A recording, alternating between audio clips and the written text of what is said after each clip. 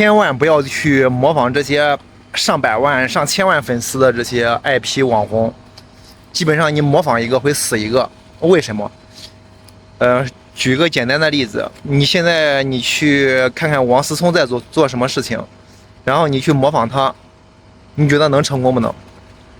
你应该看看王思聪他爸爸是干啥的，王思聪的爷爷又是干什么的？就是很多网红，他一开始并不是这样做的，一开始就是分享一些经历，对吧？讲一些这些干货。后来比如说到30万、50万粉丝了，他开始带货了。但是现在呢，有一个误区，很多兄弟上来一开始就带货。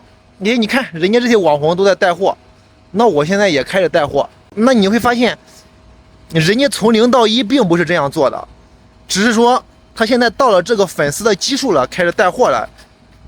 哎，你看到了，哎，你说我要模仿他，你一模仿就废。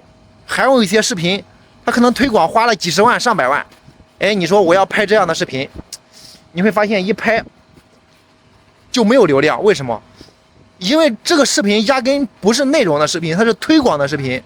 所以说，大家去做一个事情的时候，你可以去看看他之前的视频，看有没有隐藏，没有隐藏了，看看他最早期发的视频是什么样的视频，然后了解一下，然后再去慢慢的从0到1去做，这才是我们去做这个事情的正确的思路。不要一上来就做大 IP，按大 IP 的这种思路去做，基本上稳死。